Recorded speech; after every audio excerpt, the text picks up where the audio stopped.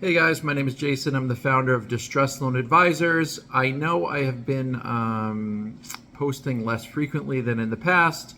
Part of it is I've just been so busy for 2 years, I needed a little break. And there's really not that much going on in terms of changes.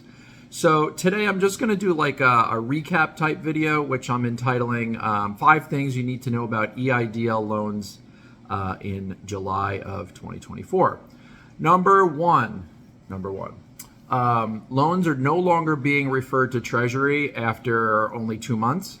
The SBA has worked out a deal with the Treasury. They will service EIDL loans for up to 2 years, even when they're in default.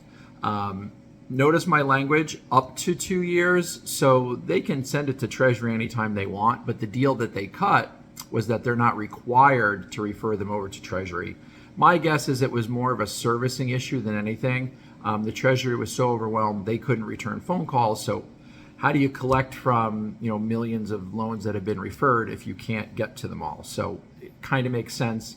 So I do hear from a lot of people who say, "Oh, well, my loan's at the Treasury," and I correct them because all the loans that were at Treasury at this point should have been referred back. And this brings me to point number 2. Being at the Treasury sometimes can be conflated with being enrolled in the Treasury offset program. And that is happening even if your loan stays at the SBA. The only difference is with the SBA servicing them. So if you have questions about your loan, if you want to bring it current, stuff like that, you can actually talk to the SBA and you don't have that huge 30% penalty. With that said, you can still be in the Treasury offset program. And so essentially what that means is if you signed a personal guarantee, and I know that's a whole nother thing, people are very confused about whether or not they're liable.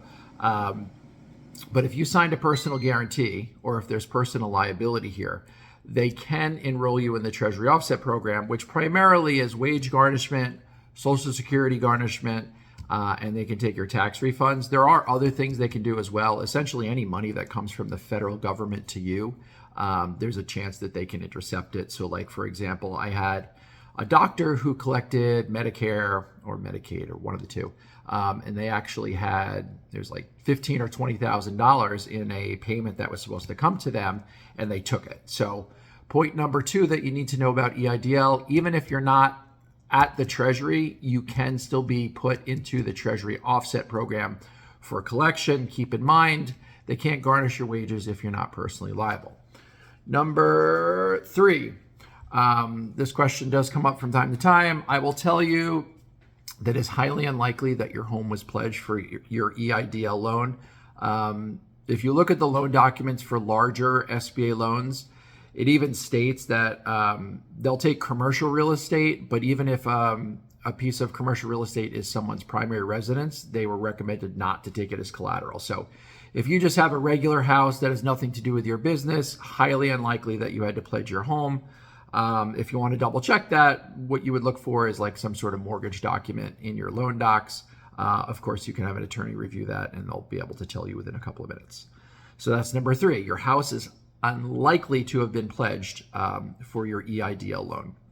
Number 4, if you default on these things, it is unlikely at this point that you're going to be sued over a defaulted EIDL loan. The people that have been really subject to litigation, and really a lot of it's criminal prosecutions, are people who committed outright fraud. They basically borrowed the money and didn't have a business, or they lied about the revenues of their business, something along those lines. I have not spoken to a person, and at this point I've done well over 1,000 consultations. I have not spoken to a single person who has told me they're being sued simply because they defaulted. They can be in the Treasury offset program, but that's not the same as being sued. So if you're not making payments, it's unlikely they're going to sue you. I think it's just a numbers game. The SBA only has so many resources because keep in mind, they're traditionally not a direct lender. Most of the time, SBA loans are issued through regular banks. And so the SBA disaster loan program is very specific to situations where, like hurricanes and floods normally, and then of course COVID, which is extraordinary, and that's why that program is so much larger. But The larger point is there's almost 4 million of these loans out there, and a good portion of them are past due. The amount of money that the SBA would need to spend to pursue in each and every one in terms of trying to obtain a judgment would be astronomical, and I don't think it would be worth it.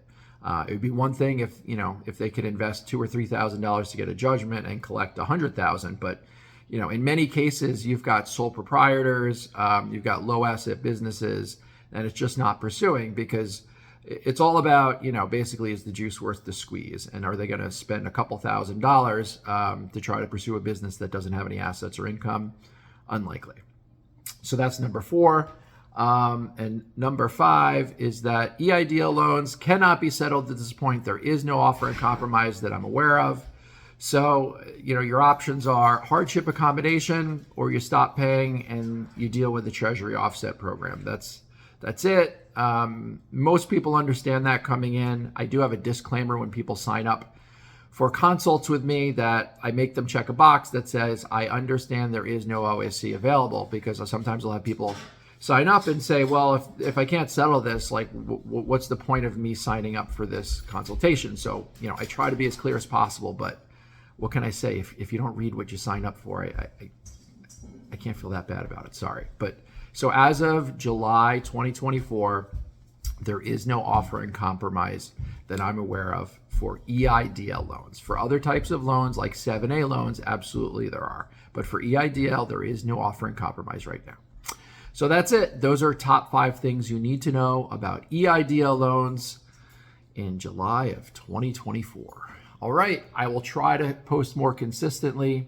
Honestly, I make no promises. It's the summer. My kids have a million things going on. And as I said earlier, it's nice to take a little break sometimes, So that's it. We'll see you on the next one.